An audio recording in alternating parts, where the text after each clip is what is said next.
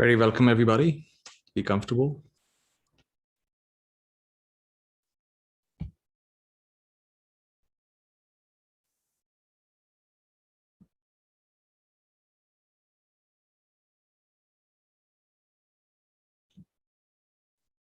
Oh, that's nice to hear. Your wife and children have recovered from COVID.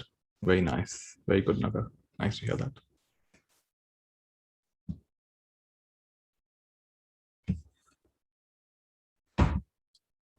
All right. So we practice every day, 10:30 p.m. You can join live or you can watch the recording on YouTube or on Instagram.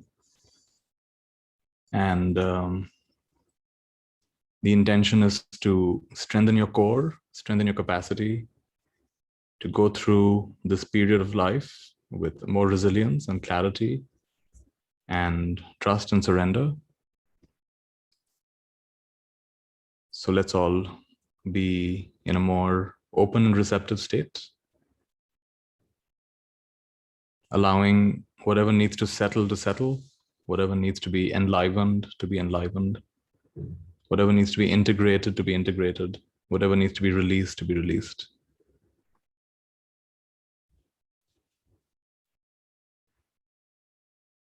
The sense I'm getting for today's practice is it's really about returning us to a certain inner dignity, an inherent dignity, which is untouched by events of your life.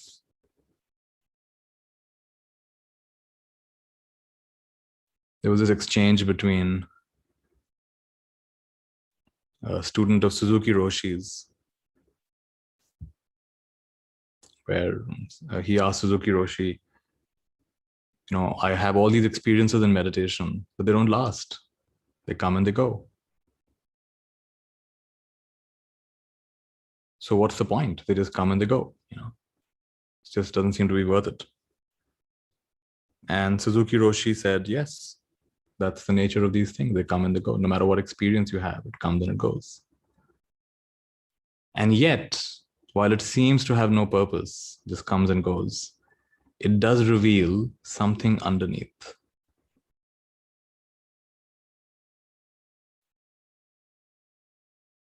That's really beautiful what he said. It reveals something underneath. So it's almost like in what seems meaningless, you discover something profoundly meaningful. But that can't be described, actually. It's like a person who runs marathons. He or she knows what that feeling is like, when you're, despite being totally tired, exhausted physically, and even your mental reserves are pulled and pushed to the limit. And yet there's a kind of bliss. It's a bliss that the spectator just can't get. Like, what are these people doing? I mean, they're dehydrated, they're running, it's hot, they're sweating, their joints are probably hurting, their muscles are probably aching. But there's still something there.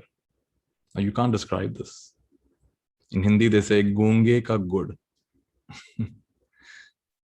Person who cannot speak. And that person tastes jaggery. How is that person supposed to describe it? So it's something like that. We practice for the sake of practice. We don't practice to get anything else. And the funny thing is, when we practice with this kind of non-seeking attitude, then whatever that we were trying to get, it gets us. We don't have to get it. It gets us.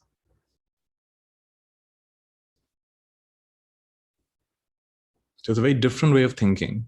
And we have to allow ourselves to slowly get used to a very different way of thinking, very different approach, very paradoxical approach.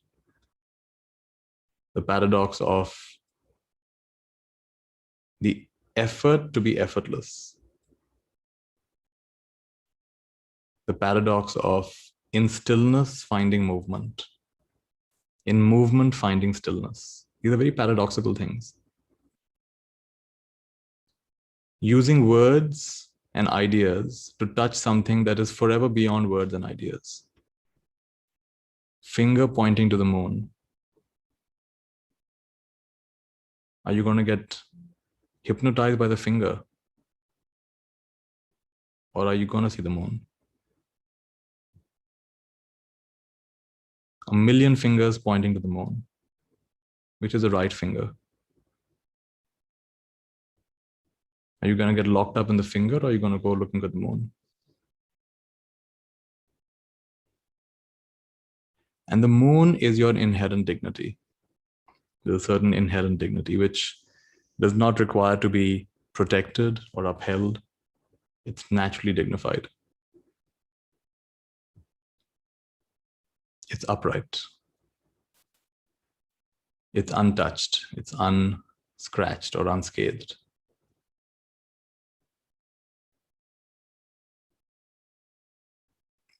And no matter what your day was like or will be like, no matter what your current life events are, no matter what your current level of health in any dimension of your life is, that inherent dignity remains intact. Can you sense it?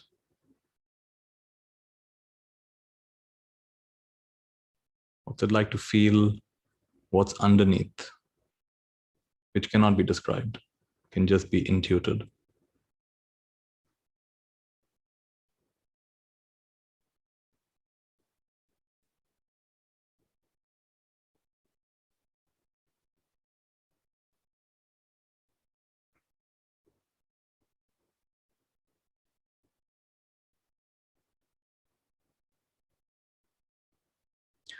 You know, there's a great power and a great peace when we don't want or need life to be a certain way. As long as you need life to be a certain way, you have given away your power. You're now at the mercy of this arbitrary existence that does pretty much whatever it likes.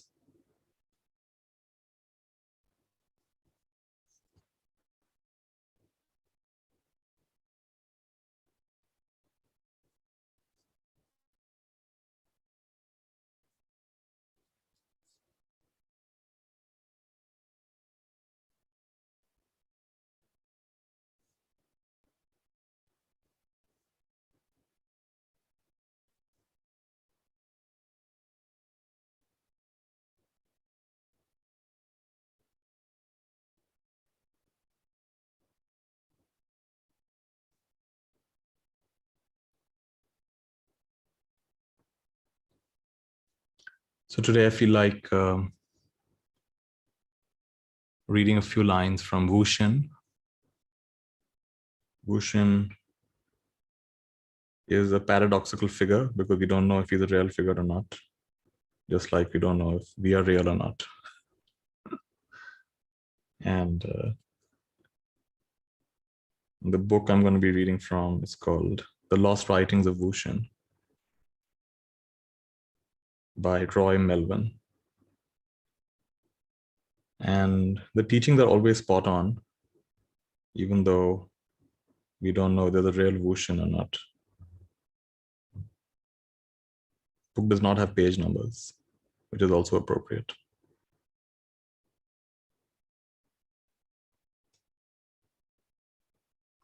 Those who see clearly want nothing, need nothing, not even a God.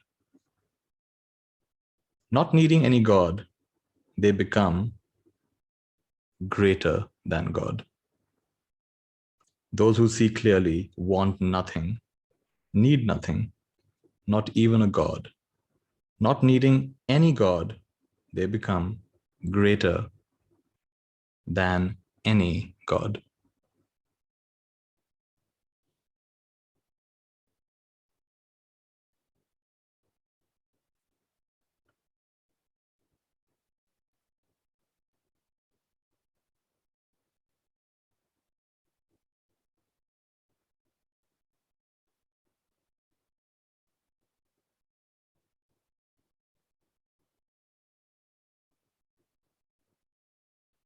Mind as mind knows no peace. Mind at peace is no mind at all. Mind as mind knows no peace, Mind at peace is no mind at all.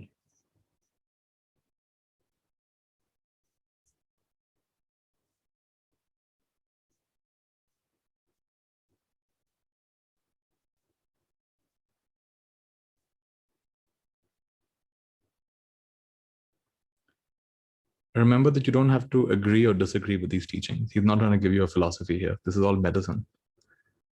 So let the medicine wash over you. Some of it will be bitter medicine. Like, for example, if you're a great believer in God, and the last quote I read would have not been very pleasant for you to hear. But don't agree and don't even disagree. Just let it wash over you. See what it does.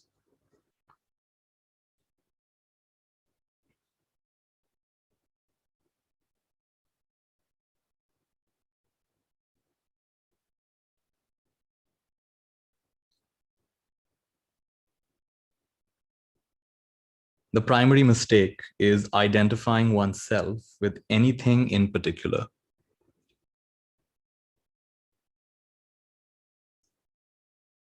Identification with the transient, with the limited.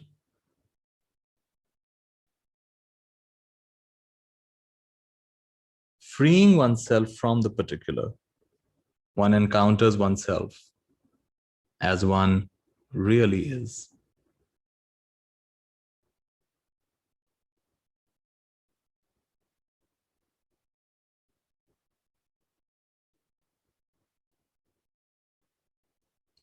All the ways in which we define ourselves, if you're not careful, that becomes your prism, isn't it?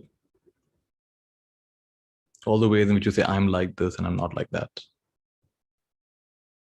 If you look very carefully, it's not entirely true. You have seeds of everything in you. It's just a matter of what's getting watered.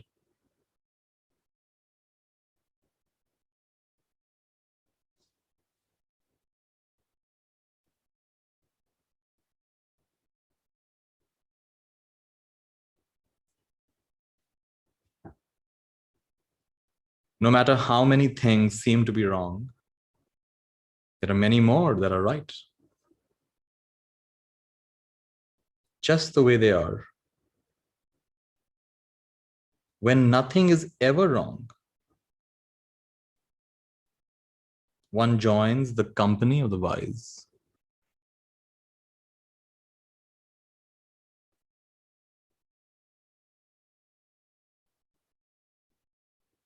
This is reminding me of something I wrote years back, where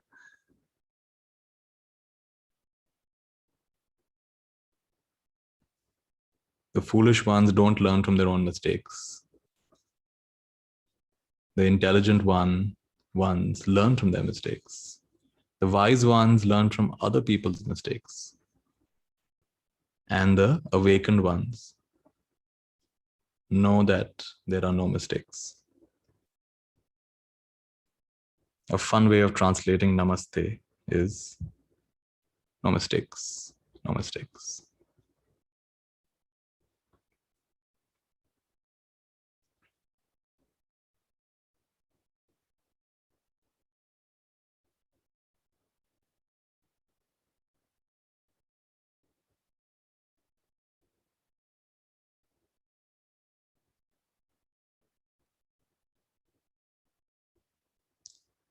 The next quote is similar to what we practiced a few days back, if you remember. It was like this. So the quote says, the knowing that there is an unknown that cannot be known is the dawn of wisdom.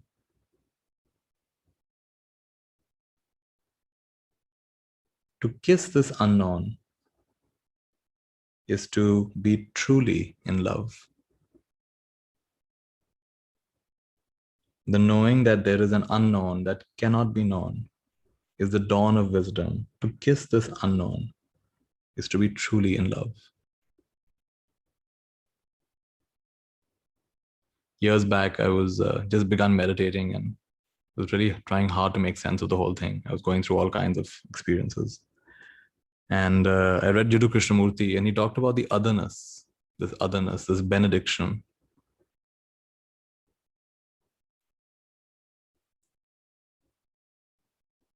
the otherness, the benediction.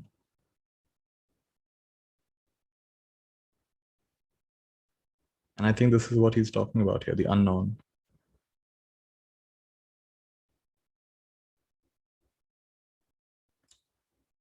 And it's very real, but it's hard to explain and describe in a way that makes sense to the mind or to in conversation.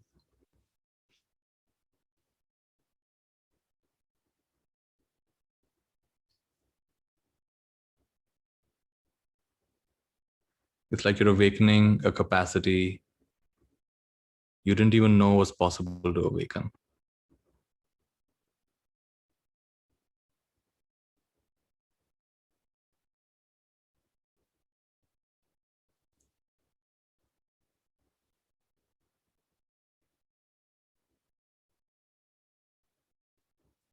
The point of all of this is to reconnect you with a certain underlying dignity, an underlying strength and dignity that is untouched, unmoved, unscratched.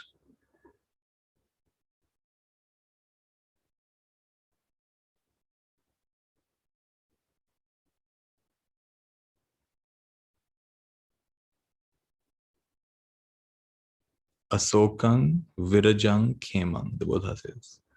Puttastaloka dhammehi chittang yassana kampati asokang virajang khemang etang mangalam uttamanti. There's a discussion in the worlds of gods and humans. What is the highest benefit? What is the highest blessing? A big discussion, lots of disagreement. And then a radiant being, you call them, these days you call them an angel, or back then they called it Deva. A radiant being appears before the Buddha. And in verse, he asks the Buddha that, Bahudeva manusacha mangalani achintayung akhankamana sothanam bruhi mangalam uttamam. So he says many gods and humans are in a state of confusion about what are the highest benefits, what is truly beneficial in this world. And the Buddha goes on and replies in verse. He gives 36, it's called the Mangala Sutta. You can look it up. Mangala Sutta, 36 benefits, the highest benefits in this world. Starting with Asevanacha Balanang. Don't associate with foolish folks. Sevanacha Balanang, Panditanancha Sevana. Pujacha Pujaniyanang, Etang Mangalam Uttamam. Don't associate with foolish folks. Associate with the wise. Respect those worthy of respect. This is the highest benefit. And he goes on to list many more benefits. And the last one, he says, and this is actually interestingly, last one comes even after nirvana. So there's a benefit that is even beyond nirvana, because already nirvana has been covered. He's going from the most obvious to the most subtle. The last one is Puttasaloka Dhamme, with the ups and downs of life. The Loka Dhammas, there are Lok Dhammas, are the winds of life. One moment you're on top. Everyone loves you, respects you. There's no end to how much praise. I mean, these days I get a minimum of 20 emails or messages a day. Long emails and messages telling me how, in one way or the other, this work is touching people's lives. Right? But it's a Loka Dhamma because it will not take much for that to change and that to become criticism and disappointment. One has to always be aware of this. These are Loka Dhammas. 1 minute you're praised, next minute you are criticized. This is the way of this world. Gain and loss, pleasure and pain, happiness and sorrow, good reputation, bad reputation, all of these ups and downs of life. Puttasta Loka Dhamme, these are Loka Dhammas, and nobody's immune from them. If you think you're the only one who's been singled out, that's not true. Everyone has to go through it to one extent or the other. And your enlightenment is your capacity to tolerate polarity. Bear it. Bear it. I had this little phrase when I was a monk. I would tell myself, bear it, monk, bear it. And the ups and downs would come. Bear it, monk. Go through with it. Don't be so fragile. Be anti-fragile. Puttasaloka dhammehi chittang yassana kampati. Mind does not shake, does not tremble. Asokam. Asoka. Shoka is sorrow. Asoka in Pali language. Sorrowless. Virajam. Khemam. Secure and stainless. Etang mangalam uttamam. This is the highest benefit. Etadisani katvana sabbattam aparajita sabbattha sotting gachanti tang tesang mangalam uttamanti.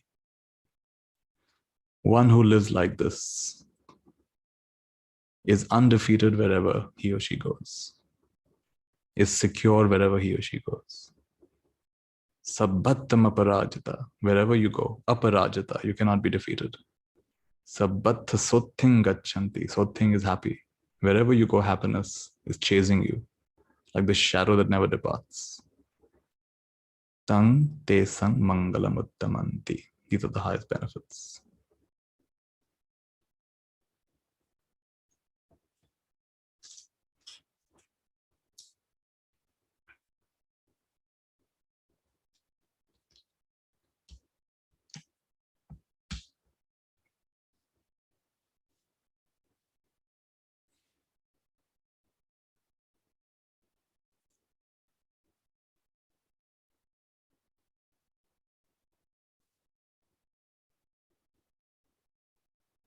So the highest happiness is not bliss. The highest happiness, paradoxically, is equanimity.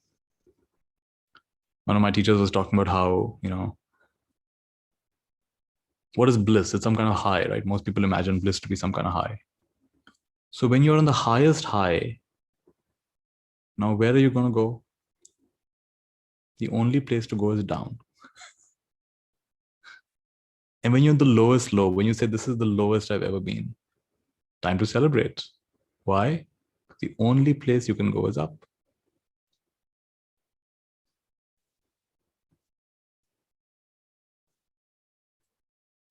So then what is the greatest happiness? The greatest happiness cannot be that so-called blissful state. Because if it's the highest high, you have a big fall coming up. So instead of attaching to the highs and resisting the lows, how about you come to equanimity?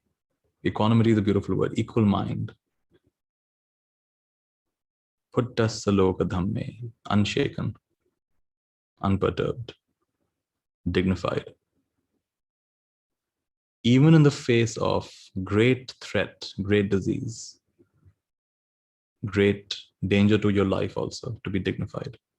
I was watching this documentary about the Holocaust, and this Jewish family, they're having dinner, and there's a knock on the door. The Secret Service is there. They've come to take their father away. So instead of running and racing, trying to hide from them, he calmly puts his fork and spoon down. He folds his napkin. He stands up. And he looks at his family and he says, now everyone be calm. In calmness, there is strength. Everyone's going to be calm. And he's accompanied away by the SS, Secret Service. That's the last time they see their father. And his last message to them, now everyone be calm. In calmness, there is strength. This is dignity. He has touched something which is even deeper than physical security, than attachment to his family. How powerful is that?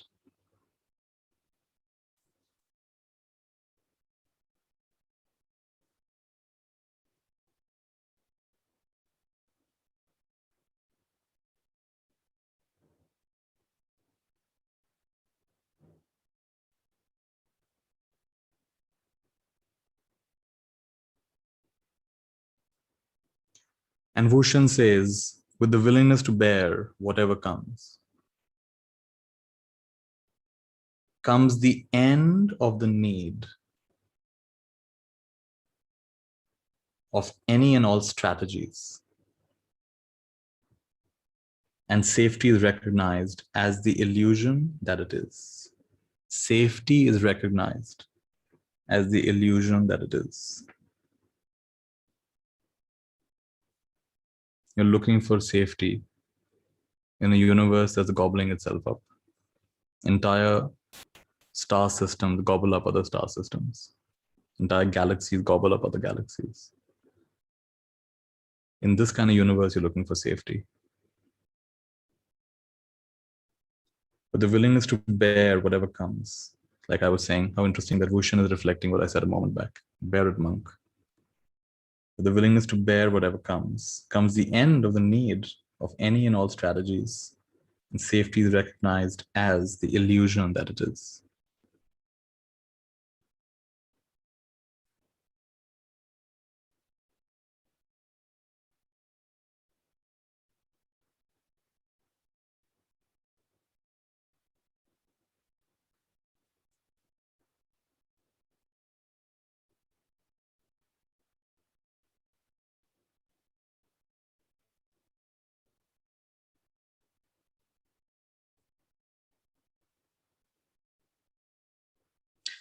He's saying something very subtle over here. When specialness is relinquished, all is well and natural. When the gold necklace is melted down, is it not still gold? It's quite a subtle point. This is a point that Course in Miracles talks a lot about. We don't realize how our craving and desire to be special, to stand out,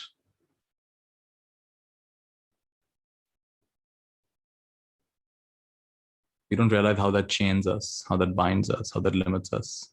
The desire to be special. Can you just see that? How much pressure it puts on any moment to be special, to stand out, to be unique. What a impoverished spirit it's revealing. Let me be special. Let me show you my talent. Let me show you my skills. Let me show you my nice branded clothing. Why do you want to be special?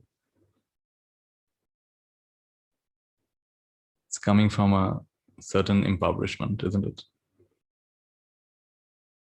When the specialness is relinquished, all is well and natural. When the gold necklace is melted down, is it not still gold?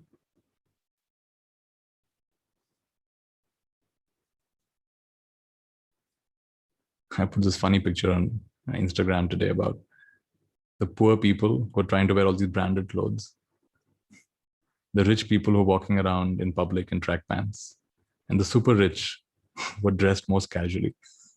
Nothing to prove.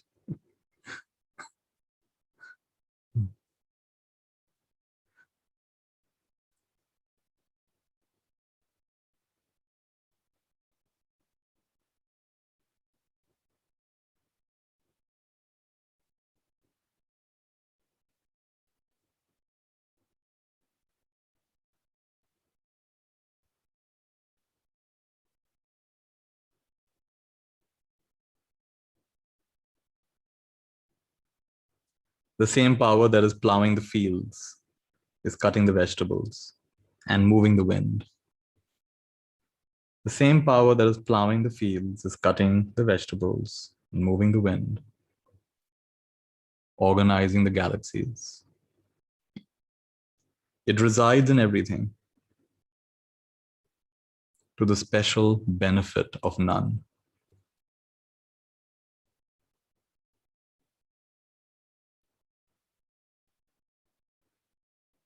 I'm getting the image of sailing. When you're sailing, the wind is just blowing. You have to learn the art of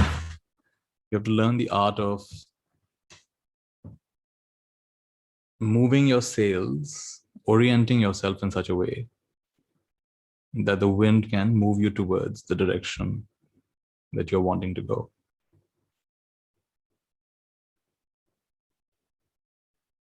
So it's really about aligning yourself.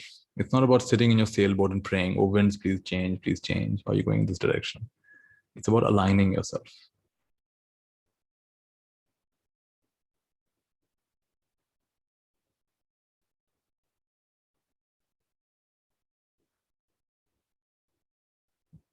One of the fastest ways to align yourself is these three words: loving what is. Loving what is. Are you a lover of reality, or are you a lover of fantasy?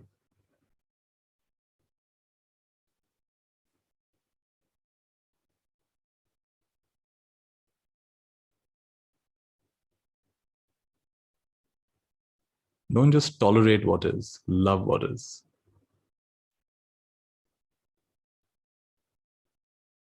And again, this is one of those paradoxes.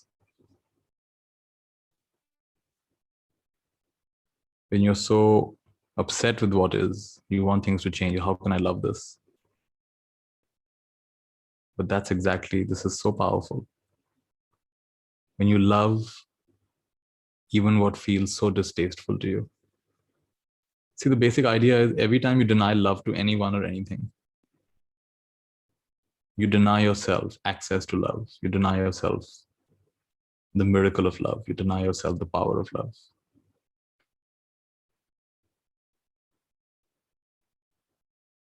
Loving what is.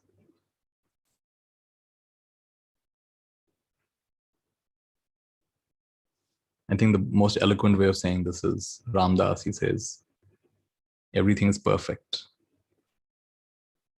including your desire to improve it.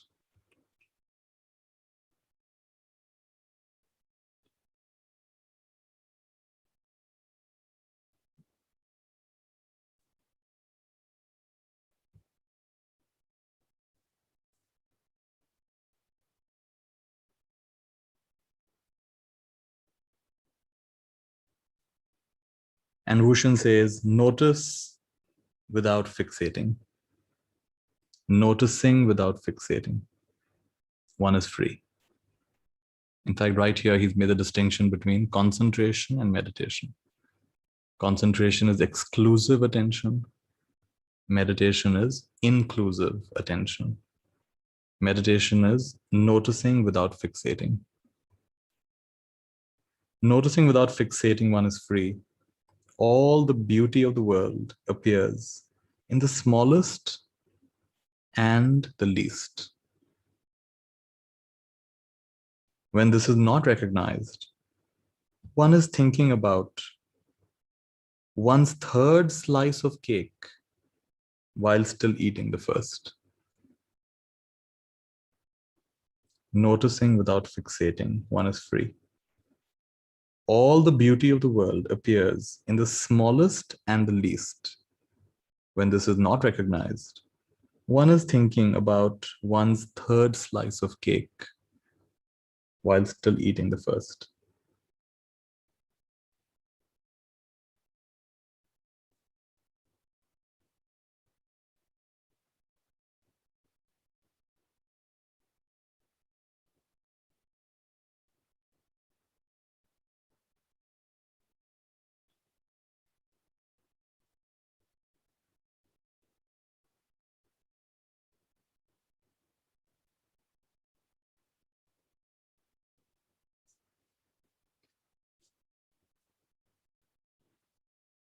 The cloud has no destination, which it must reach. It is purposeless. In much the same way, when there is no longer a sense of worry, when there is no longer a concern for what comes next, one can walk without needing to arrive. The cloud has no destination, which it must reach. It is purposeless. In much the same way, when there is no longer a sense of worry, a concern for what comes next, one can walk without needing to arrive.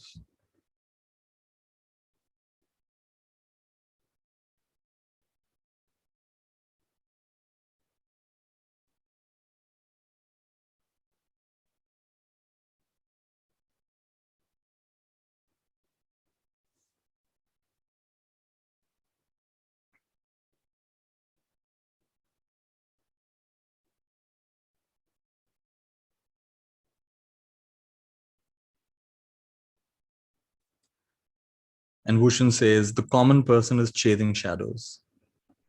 Here one moment, gone the next.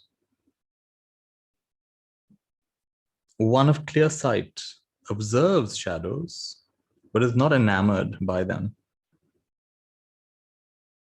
Such a one understands that the reflection of light on the background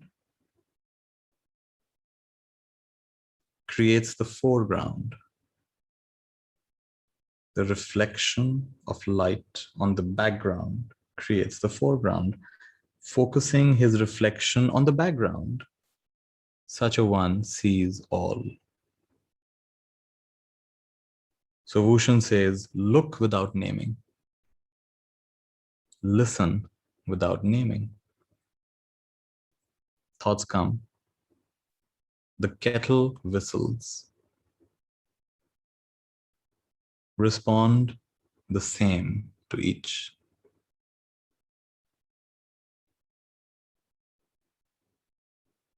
I like how he compares thoughts with the whistling of a kettle.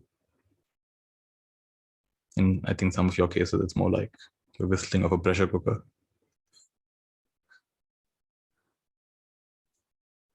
Look without naming. Listen without naming.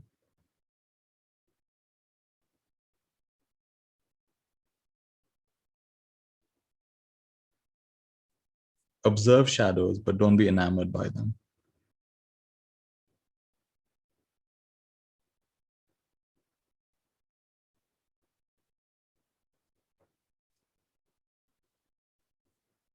What has to be done, says Wushan, what has to be done to bring the arrival of spring?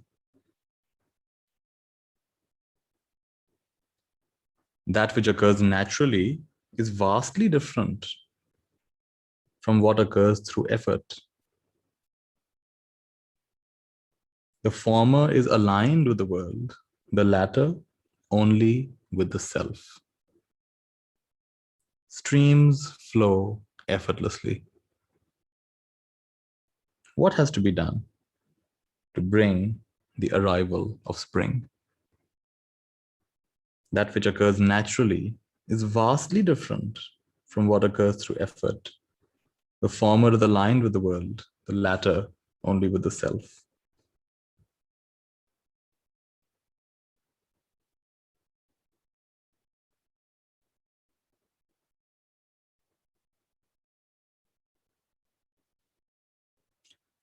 Wushin suggests that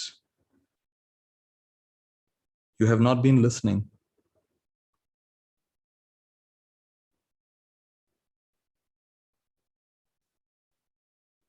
Wushin invites you to rigorously question what you've been telling yourself. It takes true courage to reject the familiar, the convenient. Rigorously question what you have been telling yourself.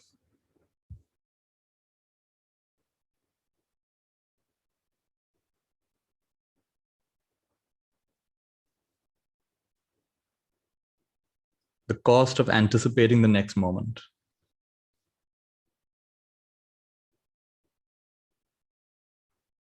is that this moment is lost.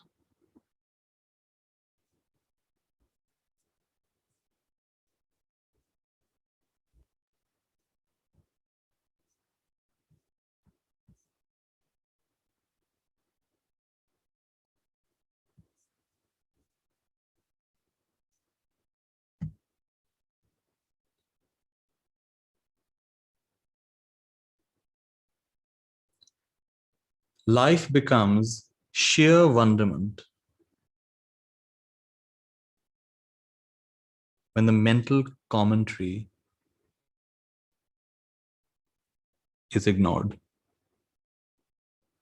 Life becomes sheer wonderment when the mental commentary is ignored. A cup of black tea is transformed into a holy moment. This is what Krishnamurti talked about. He talked about the otherness benediction. Great otherness arrived. What is the otherness?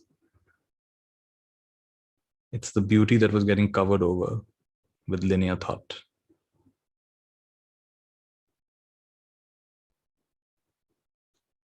One of the ways I like to access this is by asking myself, what if this is the most perfect moment of my life? What if this is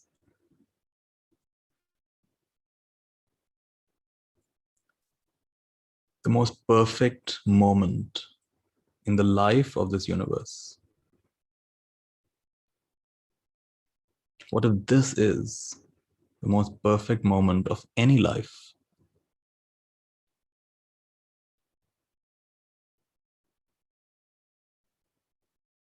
What if?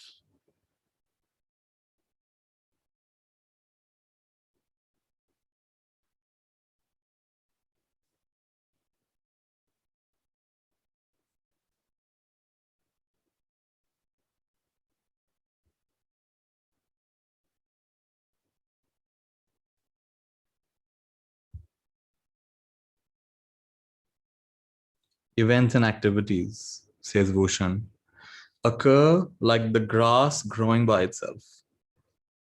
Events and activities occur like the grass growing by itself. Nothing is superior or inferior.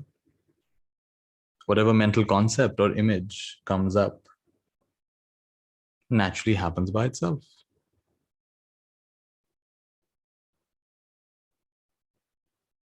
Does the snake think about camouflaging itself? There is no need to discard or get rid of it. Notice it, it is finished.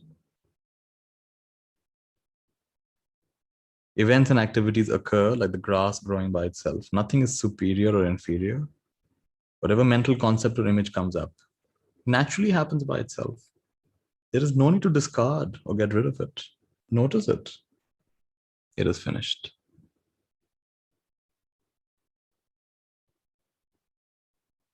As your underlying dignity wakes up,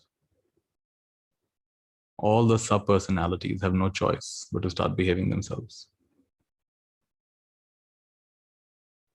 Some will hold out for a little bit longer. It's called prarabdha karma. You have to just go through certain stuff. Some personality the most stubborn, some sub-personality the most stubborn than others. But little by little, as the sun rises, darkness has no place left to hide. It has to run. So let this underlying dignity wake up. Wake up.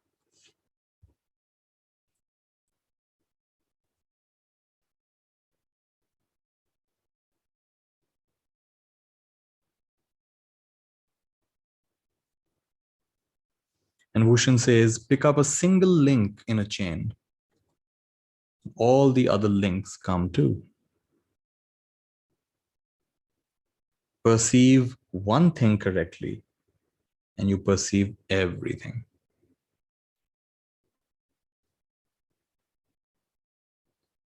This is an indication of the holographic universe, the interconnected universe.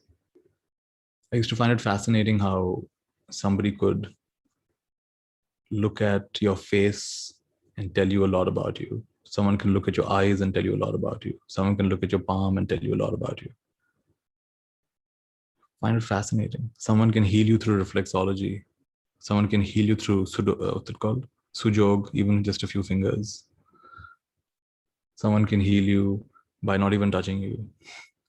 It's a holographic universe. Wow. People go so deep into any one aspect of life. The whole universe in that aspect of life.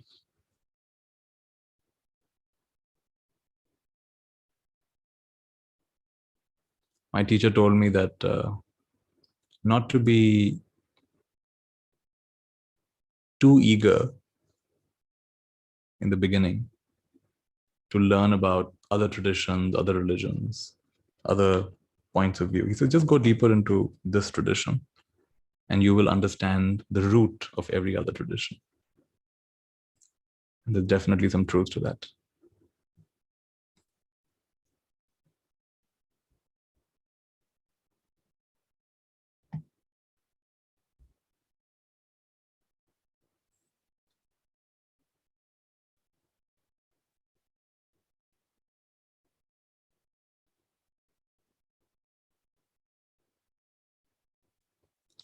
When people come to Dalai Lama asking for initiation, he'll often encourage them to just practice their own religion. How beautiful is that? Doesn't want to convert anybody. If you just practice, why are you trying to get to another religion? Why are you trying to start all over again? Everything you're seeking for is already there in your religion. Don't keep looking for the next thing, the next thing. Of course, if people are very persistent, he'll give them the refuges and the precepts and things, but there's a great wisdom there.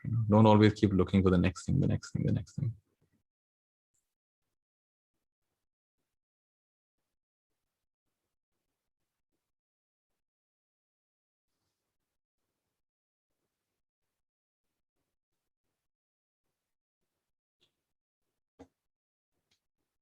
Ultimately, whatever path you choose, whatever teacher you choose, sooner or later you have to come and confront your own stubbornness, isn't it?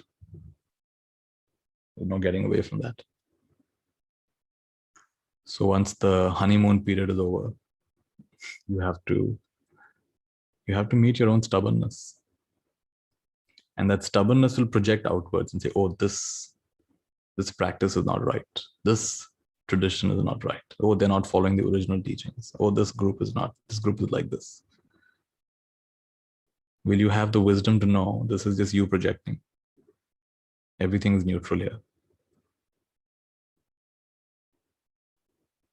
So sooner or later, we have to buckle down and just do the practice. What's the practice? Not believing your own endless inner commentary. And stepping to the underlying, recognizing the underlying dignity, the underlying stability.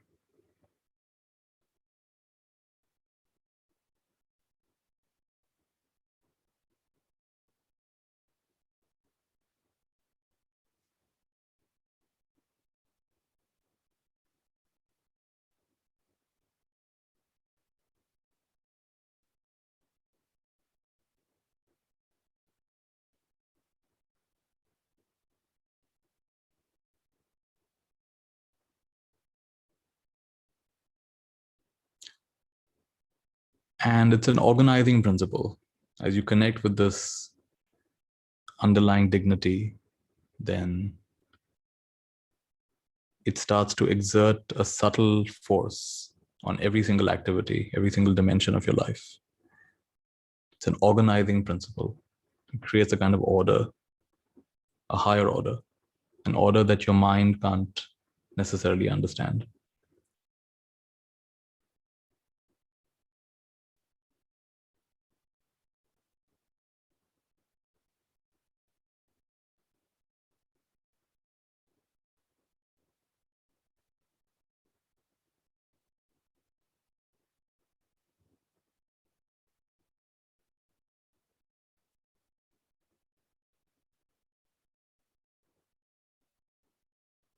Caught between memory and expectation, says Wushan. Caught between memory and expectation. We have been enslaved by our own mind. Caught between memory, which is the past, and expectation, which is the future. We have been enslaved by our own mind. We free ourselves by putting one foot in front of the other. How beautiful is this? Caught between memory and expectation, we have been enslaved by our own mind. We free ourselves by putting one foot in front of the other. I had an intense experience when I was living in Daudam. This is a remote forest monastery. We were living there for 3 months. And one time there was a great storm, very, very big storm. And it was very clear that it was unsafe to continue living in the deep forest because entire trees were falling. So I decided it was best to walk down. We have a dining area at the base of the mountain. It's about an hour's trek. That's where we have our meal every day. and that's in the open. So I decided it's prudent to walk down. It's late at night. I had decided to be a little extra austere, so I didn't have a flashlight. I only had a candle, little candle stand with a little piece of cloth surrounding it to keep the wind out. So walking, monks, as forest monks, we only have flip-flops, so no trekking shoes or anything. So walking from where I was staying in the deep forest down to the dining area that it's called a sala. It's called a main sala. Sala is like a shala, what we'd say in Hindi, like a hall. So it was miserable. It was raining so hard. Somehow managing my candle lantern in all this ferocious wind and rain. Barely able to see more than 1 or 2 steps ahead of me. Water everywhere. Lots of leeches. It normally takes an hour, but in all of this rain and sludge, it is going to take a lot more than 1 hour. And I realized every time I thought how much longer the journey is, every time I thought, I felt miserable. I felt completely miserable. But every time I just focused on this one step, this one step, this one step, this one step, just one step in front of the other. It was okay. I could deal with it. I can deal with one step. But when I overthink it, oh my goodness, there are probably leeches all over my leg. Oh my goodness, what if I slip and fall? Oh my goodness, what if my candle goes out? Oh my goodness, oh my goodness. I keep thinking like that. It's just hell. It's pure hell. And then you can go worse. Or what if a tree falls on my head? What if a branch? Because there were branches falling all over the place. You would hear these loud sounds of big branches snapping. So that's where I got a very powerful lesson that one step, like Wushan is saying, caught between memory and expectation. We have been enslaved by our own mind. We free ourselves by putting one foot in front of the other. That's all you have to do. One foot in front of the other. Don't overthink it. Don't even think of 2 steps ahead. One step.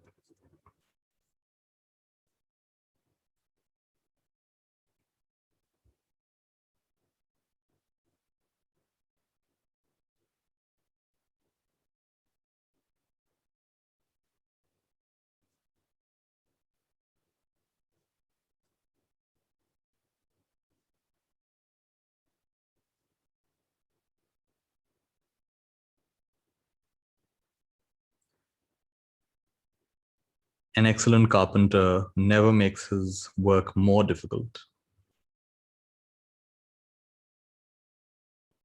by standing in his own light. You standing in your own light. You blocking your own clarity.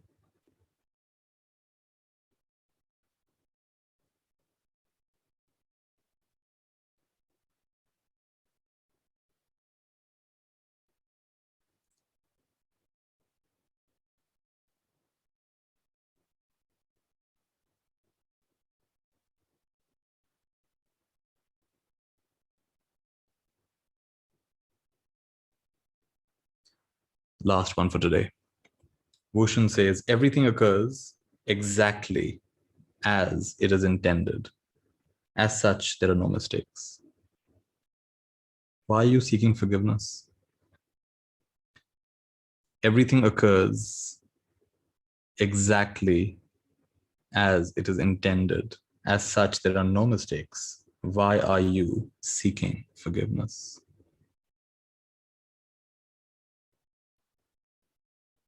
And I think it even more so applies to you forgiving yourself.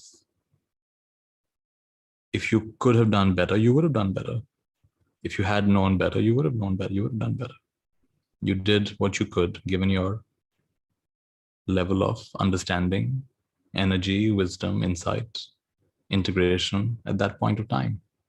If you could have done better, you would have done better. So why are you seeking forgiveness? What if every atom in the universe is in exactly the right place? What if it's always been in the right place? And what if it always will be in the right place? Then what?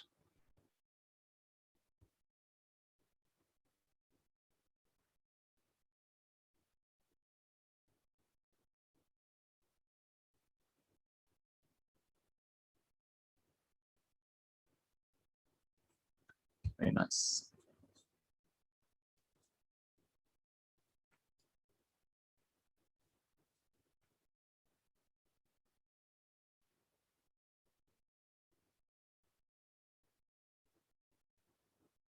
So these words of Wu Xin and some of the other things I shared are not really designed to be memorized. They're like medicine. They're just meant to be ingested, and they do their magic on their own. They create subtle and not so subtle shifts in patterns of thinking. And sometimes it's so imperceptible you may not even notice. But something at a very fundamental layer of your being gets realigned, reformatted, reconfigured.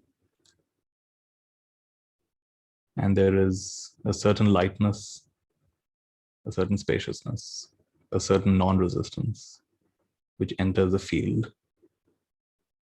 And that's beautiful, isn't it?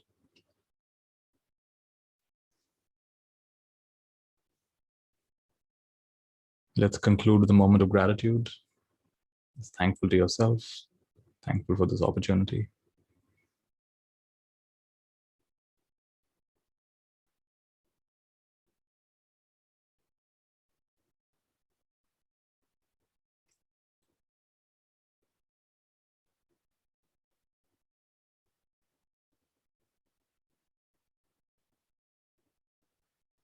Tomorrow's a new moon practice, so it'll be a little longer practice.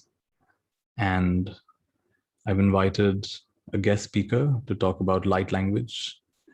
There will not be an Instagram feed tomorrow because it's going to be longer than an hour. We'll just have it on Zoom and YouTube Live.